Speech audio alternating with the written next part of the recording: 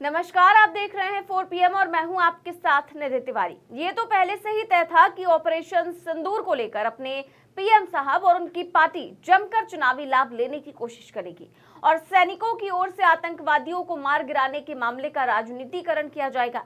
लेकिन ये सब कुछ इतनी जल्दी होगा और इतने निचले स्तर तक पहुंच जाएगा, इसका अंदाजा शायद ही किसी को रहा हो। खबर आ रही है कि ऑपरेशन सिंदूर की कीमतें भी लगनी शुरू हो गई हैं और इस ऑपरेशन के नाम को बेचने के लिए उठापटक शुरू हो गई है और पूरा मामला सुप्रीम कोर्ट तक पहुंच गया है। ऐसे में माना जा रहा है कि पूरे मामले में कहीं ना कहीं बड़ा पेच फंस गया है। तो ऑपरेशन सिंदूर के ट्रेडमार्क की बिक्री में कौन सा बड़ा पेच फंस गया है, क्यों ये मामला सुप्रीम कोर्ट गया है और कौन लोग हैं जो इस पर राजनीति कर रहे हैं, ये सब कुछ हम आपको अपनी इस रिपोर्ट में बताएंगे।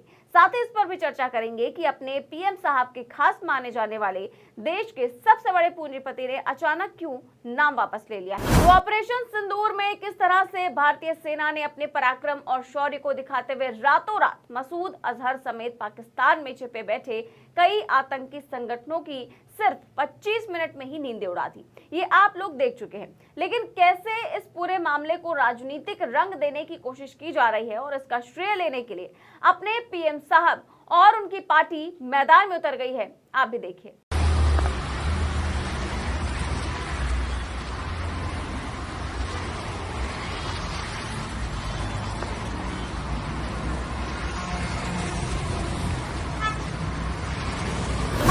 बीजेपी और शिंदे गुट की ओर से लगाई गई इस वीडियो में न सिर्फ सेना का अपमान किया गया है, बल्कि ऑपरेशन सिंदूर के नाम पर पब्लिसिटी बटोरने और वोट को रिझाने का खेल भी शुरू हो चुका है।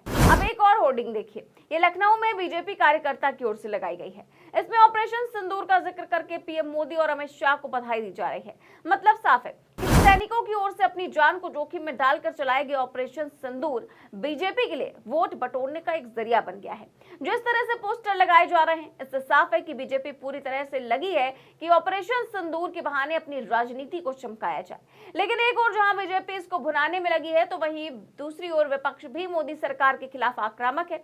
वो लगातार सरकार से सवाल कर रहा है और इन सब के बीच जो सबसे बड़ी खबर आई वो ये थी कि भारतीय सेना ऑपरेशन सिंदूर के ट्रेडमार्क को बेचेगी। लेकिन अब जो खबर मीडिया रिपोर्ट्स के हवाले से आ रही है, उसमें ये बताया जा रहा है कि ऑपरेशन सिंदूर के ट्रेडमार्क बिक्री को लेकर भारतीय सेना और सरकार एक राय नहीं है। सेना चाहती है कि ऑपरेशन सिंदूर के ट्रेडमार्क को बेच दिया जाए और आमदनी के साथ इसको सुरक्षित कर दिया जाए। लेकिन शायद अब सरकार की मंशा ऐसा करने की नहीं है, क्योंकि अगर ऑपरेशन सिंदूर का ट्रेडमार्क बिक गया तो राजनीतिक पार्टियां इसका बैनर नहीं लगा सकेगी और ना ही इस नाम का प्रयोग अपने पोस्टर बैनर पर कर सकेगी। ऐसे में अब ऑपरेशन सिंदूर के ट्रेडमार्क को लेकर राजनीति शुरू हो गई है। दरअसल जब सेना ने ऑपरेशन सिंदूर के ट्रेडमार्क को बिक्री किए जाने की बात कही थी, तो एक दो नहीं बल्कि देश के कई बड़े उद्योगपति इस ट्रेडमार्क को हासिल करने के लिए कूद पड़े थे। इसमें पीएम मोदी के करीबी माने जाने वाले मुकेश अंबानी समेत 4 उद्योगपतियों का नाम था। पर जैसे ही ये मामला आगे बढ़ा, मुकेश अंबानी समेत चारों उद्योगपतियों ने अचानक अपना नाम वापस ले लिया। उद्योगपतियों ने नाम अचानक क्यों वापस ले लिया, ये फिलहाल रहस्य बना हुआ है। जबकि पहली बार जब सेना ने ऑपरेशन सिंदूर के ट्रेडमार्क को बेचने की बात कही थी, तो मुकेश अंबानी की कंपनी ने बहुत रकम खर्च करके इसको खरीदने की बात कही थी। लेकिन अचानक वो क्यों पलट गए, इसको बताने वाला अब कोई नहीं है।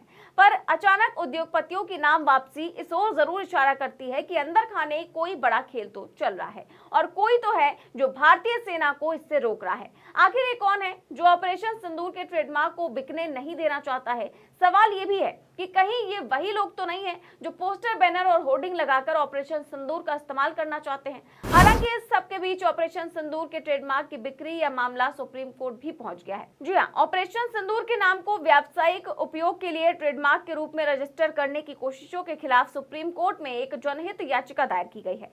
याचिका में कहा गया है कि ऑपरेशन सिंदूर देश की भावनाओं से जुड़ा हुआ है और इसका व्यावसायिक लाभ के लिए उपयोग नहीं किया जाना चाहिए। याचिका के अनुसार ऑपरेशन सिंदूर एक सैन्य अभियान का नाम है जो पहलगाम आतंकी हमले के जवाब में भारतीय सेना द्वारा पाकिस्तान और पीओके में आतंकी ठिकानों पर की गई कार्रवाई को दर्शाता है। ये अभियान राष्ट्रीय गौरव और देशभक्ति का प्रतीक है। याचिकाकर्ता ने कहा कि इस नाम का व्यावसायिक उपयोग देश की भावनाओं का अपमान है और इसे रोकने के लिए ट्रेडमार्क रजिस्ट्रेशन पर प्रतिबंध लगाया जाना चाहिए।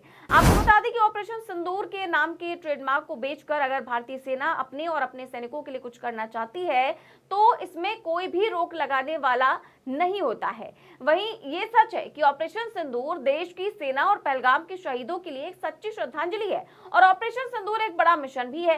लेकिन अगर जिस तरह से भारतीय सेना के सैनिकों ने अपनी जान जोखिम में डालकर इस बड़े ऑपरेशन को अंजाम दिया है, अगर वही सेना इसको ट्रेडमार्क के रूप में बेचना चाहती है तो आपत्ति कैसी है? क्योंकि ट्रेडमार्क से ऑपरेशन सिंदूर का नाम तो खत्म नहीं हो जाएगा, ये नाम तो हमेशा हमेशा के लिए इतिहास में दर्ज हो गया है। और इस ऑपरेशन सिंदूर के नाम से न सिर्फ पाकिस्तानी बल्कि आतंकी हमेशा हमेशा थर थर कांपते रहेंगे और भारत में अब शायद ही आतंकी गतिविधियों को संचालित करने की बात करेंगे।